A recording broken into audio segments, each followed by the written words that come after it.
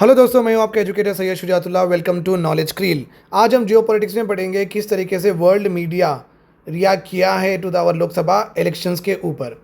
So basically world के जो country के जो न्यूज़पेपर्स होते हैं, जिस तरीके से अपना इंडिया का, भारत का एक न्यूज़ चैनल होता है ब्रॉडकास्टिंग, जैसे कि डीडी नेशनल होता है, दूरदर्शन, उसी तरीके से हर कंट्री का अपना खुद का एक स्टेट स्पॉन्सर्ड एक न्यूज़पेपर होता है या न्यूज़ चैनल होता है। तो हम वो देखेंगे कि वो किस तरीके से इंडिया के इलेक्शन रिजल्ट्स के ऊपर कमेंट कर रहे हैं। उससे अपने ये भी पता चलेगा कि क्योंकि न्यूज़पेपर एक one of the medium of ऐसा कम्युनिकेशन होता है जहाँ पे हम बहुत सारे लोगों को इन्फ्लुएंस कर सकते हैं। वो जो लिखते हैं तो वहाँ की जो आवाम होती है वहाँ पे वो फीड करते हैं वो इन्फॉर्मेशन न्यूज़पेपर से, और उस तरीके से हमारी छवि भी, हमारा एक परसेप्शन वो लोगों में भी बनेगा। इसलिए वर्ल्ड मीडिया किस तरीके से रिएक्ट करता है हमारे इलेक्शंस में, उसके बारे में पढ़ना भी बहुत ज़रूरी है।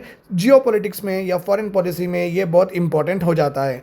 सो टॉपिक में जाने से पहले हम हमेशा की तरह एक क्वेश्चन करेंगे। आपका काम है पॉज करिए वीडियो और ये क्वेश्चन करने की ट्राई करिए। बहुत इजी क्वेश्चन है, आप तो पढ़ ही चुके हैं क्योंकि 4 महीने से लोकसभा के इलेक्शंस हो रहे हैं, तो ये तो क्वेश्चन आना ही चाहिए आपको। ठीक है, चलिए देखते हैं क्वेश्चन क्या है। Consider the following statement. This is India's 18th Lok Sabha election and world's second largest exercise after China. The second statement we are having, India has a total number of 90 crore eligible voters for this mega elections. So which one of the following statements are true?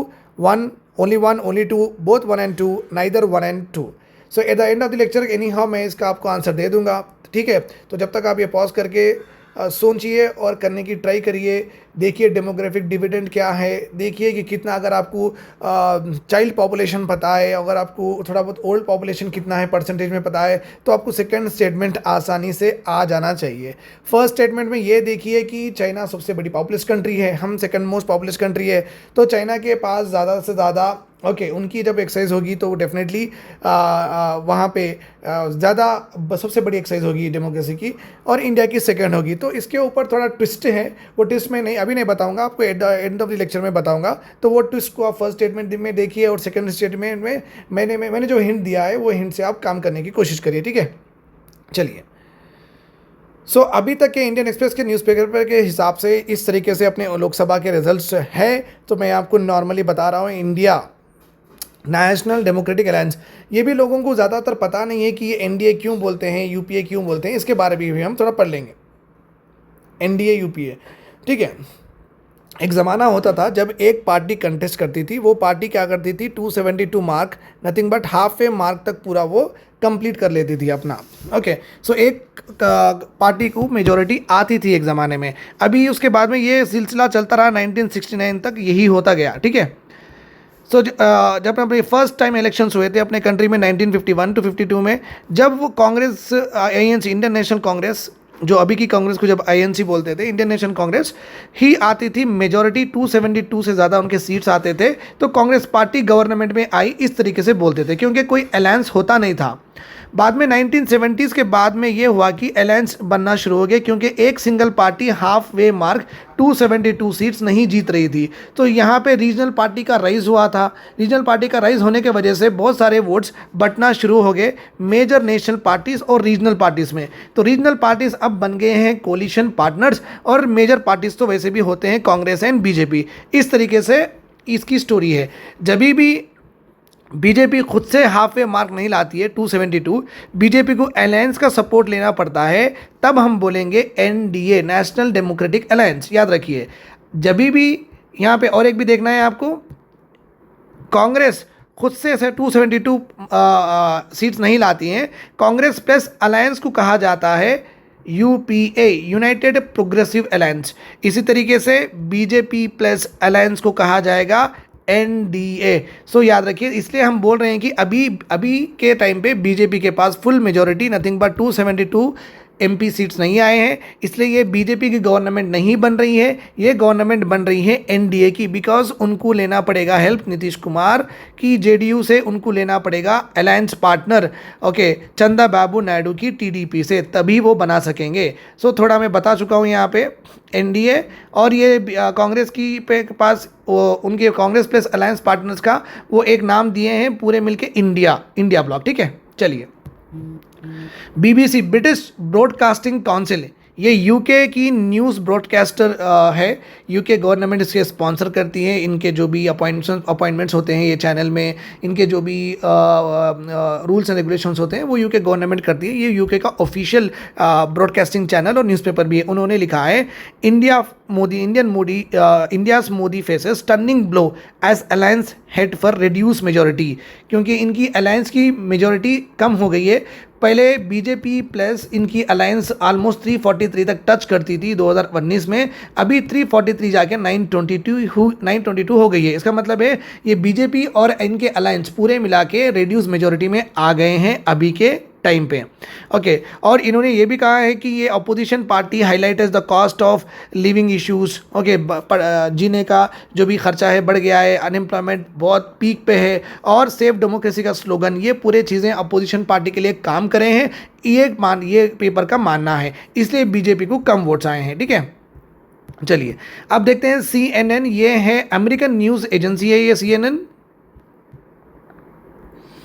This is American news agency. आप यहाँ पे देख सकते हैं, Modi declares victory in election but he is party faces shock losses. Modi declares victory but party faces shock losses. बहुत because आप समझ सकते हैं कि जहाँ पे लॉर्ड राम का कॉन्सिक्रेशन सेरेमनी हुआ था अयोध्या, वहाँ पे ही बीजेपी हार गई है और स्मृति ईरानी भी हार गई हैं। सो बड़े बड़े जो भी हेवी वेट्स है वो पूरे हार गए हैं। तो उससे ज़्यादा भी क्या हुआ, यूपी जो बेस्टन रहा है बीजेपी का, और योगी आदित्यनाथ जो पॉपुलर लीडर वहाँ पे है, वो भी ज़्यादा कुछ कर नहीं सके हैं, कमाल दिखा नहीं सके हैं। इसलिए क्या हो गया, बीजेपी जो एक्सपेक्ट नहीं कर रही थी उससे ज़्यादा शॉक हो गए थे, लॉसेस वहाँ पे आ गए थे, वो शॉक हो गई थी। ठीक है, तो यहाँ पे देख सकते हैं CNN reported how BJP will now have to rely on coalition partners. अभी बीजेपी गवर्नमेंट बनाना है तो कोalition पार्टनर्स के साथ ही बनाना होगा, उनसे रिक्वेस्ट करके उनको साथ लेके एकोमोडेटिव पॉलिटिक्स करेगी। अभी बीजेपी क्या करेगी, एकोमोडेटिव पॉलिटिक्स। अब खुद की नहीं चला सकते हैं मनमानी, आपको एकोमोडेट करना पड़ेगा चंद्रबाबू नायडू जी के ओपिनियंस, आपको एकोमोडेट करना पड़ेगा नीतीश कुमार के ओपिनियंस। ये पूरे ओपिनियंस आप करके ही आप आगे जाके कोई पॉलिसी डिसीजन ले सकते हैं। खुद से अकेले आप डिसीजन लेके नहीं थोप सकते हैं, ना तो कंट्री के ऊपर ना तो पीपल के ऊपर। तो अभी अकोमोडेटिव पॉलिटिक्स का वक्त आ चुका है। It said that BJP was actually hoping for super majority. 400 पार का जो नारा लगा था बीजेपी, वो होप कर रही थी, बट वहां तक नहीं आया, 292 पे ही सिमट गई है। ठीक है, चलिए अब देखते हैं अल जजीरा, जो कि वेरी फेमस है, और इसराइल ने भी रिसेंटली बैन भी किया है अल जजीरा को, बिकॉज ये कतर की एक न्यूज़ एजेंसी है। ओके, और ये बेसिकली फ़लस्तीन और इसराइल के बीच में जो भी इसराइल के एट्रोसिटीज़ हो रहे हैं फ़लस्तीन सिविलियंस में, वो बहुत अच्छे से कवरेज कर रहे थे। तो इसराइल में पूरे की तरह उनकी कंट्री ने अल जजीरा को बैन करा है, बट अभी भी ये बहुत पॉपुलर न्यूज़ चैनल है अल जजीरा। इनका लिखना है, allies to shape Modi's fate. Allies, BJP के जो एलाइज है उससे ही मोदी जी का फेट बना रहेगा, उनकी डेस्टिनी बनाई रहेगी, नहीं तो वो कुर्सी पे से नीचे आ जाएंगे। और इन्होंने रीजंस भी दे रखा है इसमें कि किस तरीके से ये इलेक्शन शेप हुआ है। इन्होंने कहा है कि मोदी लॉसेस इनविंसिबल ऑरा, जो कभी मोदी जी हार नहीं सकते, ये जो इनविंसिबिलिटी थी, जो ये नहीं हारने का ये जो मोटो था, वो ये इलेक्शन में प्रूव हो गया है कि मोदी जी भी हार सकते हैं। क्योंकि 2 से 3 घंटे तक मोदी जी भी कल ट्रेल कर रहे थे वोटिंग्स में। उसके बाद में आप ड्रास नील, जो आपके जो अरविंद केजरीवाल है दिल्ली के CM, और आपके जो प्रेसिडेंट भी है, उन्होंने जेल से आके जितना भी प्रचार किया था, जितना भी कैनवसिंग की थी, वो खास हेल्प नहीं हुआ था। बट आपके एक्सपेक्टेशंस बहुत ज़्यादा थे, संजय सिंह के एक्सपेक्टेशंस बहुत ज़्यादा थे, तो वहाँ पे भी आपको नील आए हैं। ठीक है, Modi arrives to celebration at BJP headquarters, आए हैं मोदी जी और स्पीच भी दिए हैं। Okay, how India's election shock has unfolded, and बहुत सारे लोगों को ये शॉकिंग रहा है। BJP makes history with first win in Kerala. Kerala में बीजेपी ने 1 सीट जीती है, और यहाँ पे याद रखिए जो त्रिशूल की सीट की बात हो रही है बीजेपी की, ठीक है, जो केरला में बीजेपी ने जीता है त्रिशूल सीट, ये सीट के जो भी MP है ना, इन्होंने मुस्लिम वोट्स को बहुत गार्नर किया है। इन्होंने मुसलमान से मिले हैं और मुसलमान ग्रुप्स को मस्जिद में भी गए हैं। सो बेसिकली ये बहुत सेकुलर अप्रोच रखते हैं।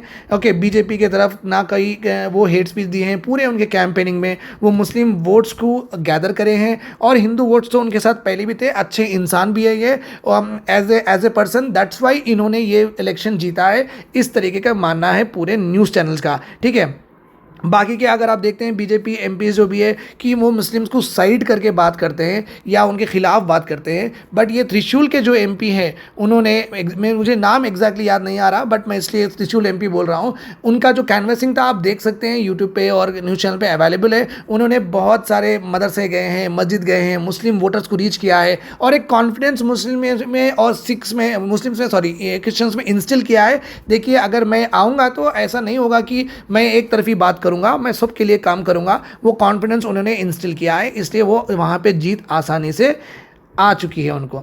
सो ये है वर्ल्ड मीडिया का reaction with regard to Modi ji. Basically ऐसा दिखता है कि मोदी जी के कम होने से वर्ल्ड मीडिया खुशी हुआ है, बिकॉज ये लोग हमेशा, क्योंकि अगर हम देखते हैं डेमोक्रेसी इंडेक्स में, प्रेस फ्रीडम इंडेक्स में, पीस इंडेक्स में, रिसेंटली अमेरिका के सेक्रेटरी भी इंडिया के ऊपर कमेंट करे हैं कि यहाँ पे माइनॉरिटी राइट्स को प्रॉब्लम हो रही है, एक्सेट्रा एक्सेट्रा। सो यहाँ पे आप ये देख सकते हैं कि वर्ल्ड ओवर में मोदी जी की मेजॉरिटी रिड्यूस होने की वजह से एक काइंड ऑफ बैलेंस बना है अपने कंट्री में, इससे लोगों को बहुत खुशी हो रही है, बैलेंस हो गया है। नहीं तो एक तरफा हो रहा था, एक तरफी बात हो रही थी, एक पार्टी का डोमिनेंस हो रहा था। डेमोक्रेसी में ये ज़रूरत भी नहीं है, और डेमोक्रेसी में क्या है, पूरे पार्टीज़ का एकोमोडेट करके उनकी व्यूज़ आगे बढ़ना ही, this is what is constitution says all about. तो ठीक है, that's how it is. Take care, bye bye, have a nice day.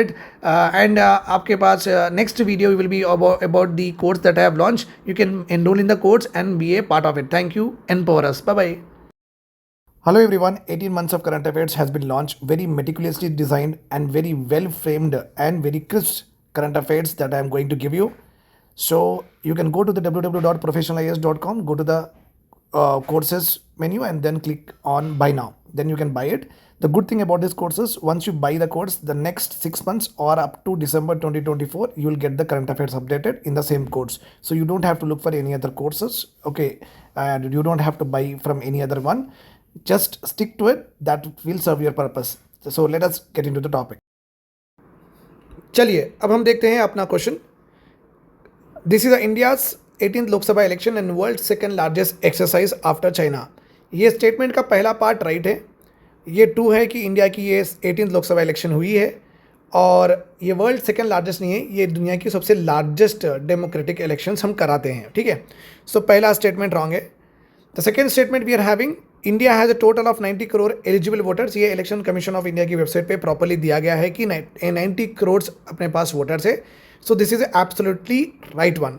So option is only 2 is right, 1 is wrong because first half is right, second half is wrong.